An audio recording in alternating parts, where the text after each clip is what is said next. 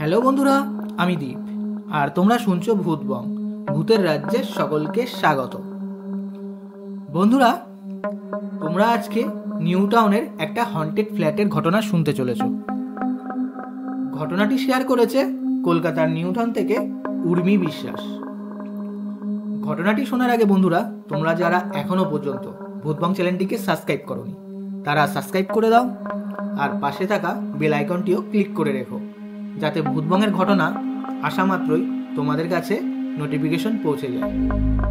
তাহলে চলো বন্ধুরা, কানে হেডফোন গুঁজে নাও, আজকের মূল ঘটনায় আসা যাক। হ্যালো দীপ, আমি উর্মি বিশ্বাস কলকাতা নিউ টাউন থেকে বলছি। আমি তোমার ভূতবংয়ের ঘটনাগুলি নিয়মিত শুনি, তাই ভাবলাম আজ নিজের সাথে ঘটে যাওয়া একটা ঘটনা শেয়ার করি। ঘটনাটি ঘটেছিল আমাদের এই নিউ টাউনের ফ্ল্যাটে।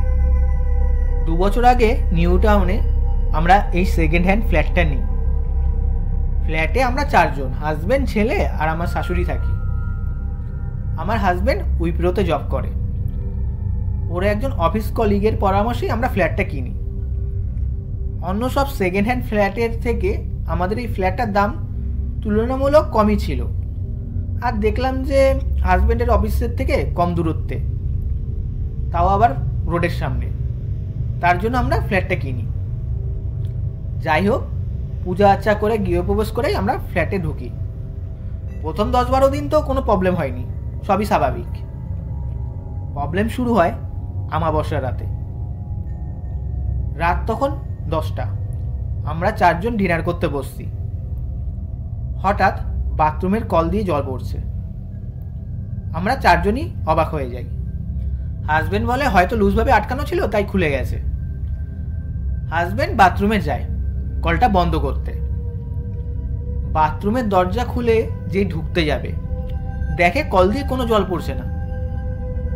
সবাই আমরা আলোচনা করি ব্যাপারটা কি হলো। হাজব্যান্ড বলে হতে পারে লুজ ছিল, তাই জল পড়ছিল।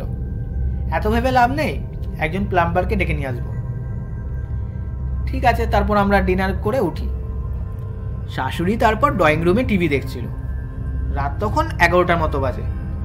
তখন কলিং বেলটা বাজে। শাশুড়ি নিজেই দেখার জন্য যায়। দরজা খুলে দেখে কেউ নেই, শুধু দেখে একটা মহিলা সিঁড়ি দিয়ে নেমে চলে গেল। হাজবেন্ড তো শাশুড়িকে খুব বকা দেয়, বলে কেন তুমি একা একা গেছো খুলতে, নতুন জায়গা, কেনাকে এসেছিল কে জানে। আমার না একটু নেগেটিভ জিনিসও সন্দেহ হচ্ছিল। হাজব্যান্ডকে কিছু বলিনি, জানি বকা দেবে, তাই নিজের মনে রেখে দিয়েছিলাম। তারপর আমরা ঘুমিয়ে পড়ি। শাশুড়ি আমাদের পাশের রুমেই থাকে। মাঝরাতে আমাদের দরজা খটখট করছে। হাজব্যান্ড দরজা খোলে। শাশুড়ি বলে দেখ তো বাথরুমের কলটা আবার খুলে গেছে, জল পড়ছে, ঠিকমতো আটকে দে। হাজব্যান্ড বাথরুমে গিয়ে দেখে কোনো জল পড়ছে না। ও বাথরুম থেকে বেরিয়ে যেই শাশুড়িকে জিজ্ঞাসা করতে যাবে কই জল পড়ছে, ও দেখে শাশুড়ি সেই জায়গায় নেই। দেখে শাশুড়ির ঘরের দরজা বন্ধ। শাশুড়িকে তারপর হাজব্যান্ড ডাকে। শাশুড়ি বেরিয়ে বলে কি হয়েছে এত রাতে। হাজব্যান্ড বলে কই জল পড়ছে, তুমি বললা জল পড়ছে। শাশুড়ি বলে কোথায় আমি বললাম, আমি তো ঘুমিয়েছিলাম, তুই তো আমাকে ডেকে তুললি। সবাই একটু আমরা কনফিউশনের মধ্যে পড়ে যাই যে এসব কি ঘটছে। হাজব্যান্ড এইসব জিনিস বিশ্বাস করে না, তাও ওর মধ্যে একটা ভয় ভয় ভাব দেখা যাচ্ছিল।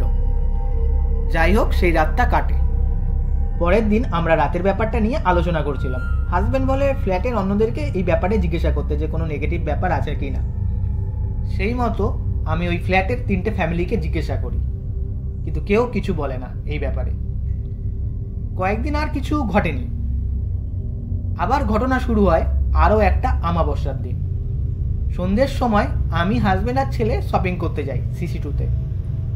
বাড়ি ফেরার সময় হাজব্যান্ড বাইকটা কিভাবে চালাচ্ছিল জানি না, ও ঘুরে ফিরে একই রাস্তায় বারবার আসছিল। আমি হাজব্যান্ডকে রেগে বলি কি করছো, রাস্তা চেনো না নাকি, একই রাস্তায় বারবার আসছো। হাজব্যান্ড বলে আরে আমিও তো বুঝতে পারছি না কি ব্যাপারটা ঘটছে, গাড়ি আপনি আপনি একই রাস্তার মধ্যে ঢুকে যাচ্ছে। 3 বার আমরা সেম রাস্তায় পাক খাই, শেষমেশ বাড়ি পৌঁছাই। রুমের দরজা নক করি, শাশুড়ি দরজা খোলে। শাশুড়িকে দেখে আমরা ভয় পেয়ে যাই। দেখি শাশুড়ির মুখে নখের আঁচড়ে ভর্তি, এমন আঁচড় যে রক্ত বেরিয়ে গেছে। শাশুড়ি আমাদেরকে দেখে হাউমা করে কেঁদে দেয়। জিজ্ঞাসা করি কি হয়েছে। শাশুড়ি যা বলে সেই কথা শুনে আমি আর হাজবেন্ড পুরোপুরি শক হয়ে যাই। শাশুড়ি বলে, তোরা বেরানোর পর আমি টিভি দেখছিলাম, হঠাৎ আবারও সেই কল দিয়ে জল পড়ার আওয়াজ। সেই শুনে আমি কল বন্ধ করতে যাই। বন্ধ করতে গিয়ে দেখি একজন মহিলা ক্ষতবিক্ষত অবস্থায় বাথরুমে বসে। সে কি ভয়ানক দৃশ্য! মহিলাটা চোখ দিয়ে রক্ত বেরোচ্ছে। আমি জিজ্ঞাসা করি, আপনি কে? সে জিনিসটা আমাকে গলা টিপে ধরে আর ধাক্কা দিয়ে বাথরুম থেকে বের করে দেয়। আমিও সেই মুহূর্তে বাথরুমের দরজা বন্ধ করি আর তোদেরকে ফোন করি। তোদের ফোনে ফোনই যাচ্ছিল না।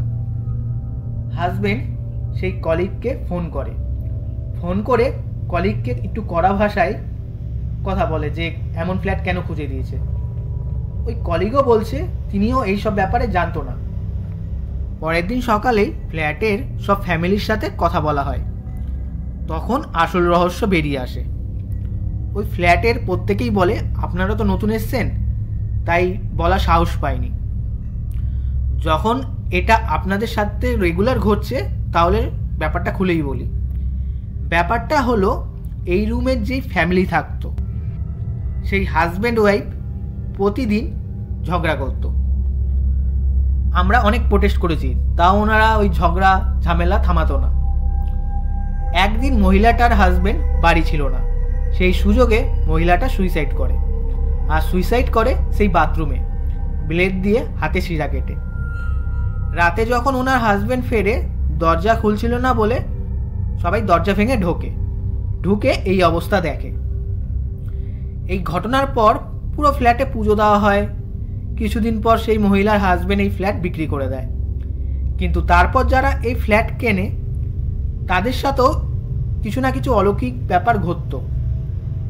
এমনকি এখনও আমাবস্যার দিনে ফ্ল্যাটের অনেকেই সেই মহিলাকে সিঁড়ি দিয়ে ঘোরাঘুরি করতে দেখে। আর মাঝরাতে কেউ কেউ তো কান্নার আওয়াজও পায়। আমরা তো বুঝে পাচ্ছিলাম না যে কি করব। নতুন ফ্ল্যাট কিনেছি, সঙ্গে সঙ্গে তো আরও একটা ফ্ল্যাট কেনা সম্ভব না। টুকটাক ছোটোখাটো ঘটনা ঘটে চলছিল আমাদের সাথে। আমার হাজব্যান্ডের এক দাদু আছে, সে বেনারসে থাকে। সে এইসব জিনিস নিয়ে কাজ করে, মানে অলৌকিক ব্যাপার নিয়ে কাজ করে। আমাদের সাথে ঘটে যাওয়া এইসব ঘটনা শুনে উনি আমাদের এখানে আসে। তারপর উনি পুরো ফ্ল্যাটে একটা বড় করে বজরংবলী পূজা করে আর পুরো ফ্ল্যাটটাই সে পুরো বাঁধিয়ে দেয়। আর তিনি বলে এরপর আর কখনো এই নেগেটিভ ঘটনা এই ফ্ল্যাটে ঘটবে না। আজ 2 বছর হয়ে গেছে দীপ, আমরা সেই ফ্ল্যাটেই আছি। আমাদের সাথে বা ফ্ল্যাটের অন্য কারোর সাথে আর কখনো কোনো নেগেটিভ অলৌকিক ঘটনা আর ঘটেইনি। দীপ, এই ছিল ঘটনাটি যদি তুমি ভূতবাঙে পড়ে শোনাও তাহলে খুব খুশি হব। তাহলে বন্ধুরা, আজকের এই ঘটনাটা কেমন লাগলো কমেন্ট করে তো অবশ্যই জানিও আর লাইক করে দিও। আর তোমরা যদি ভূতবাঙে ঘটনা পাঠাতে চাও তাহলে তোমরা ভূতবাঙের ইমেল আইডি bhutbongofficial@gmail.com পাঠিয়ে দিও। তাহলে বন্ধুরা, আজকের জন্য এটুকুই। Tata, by.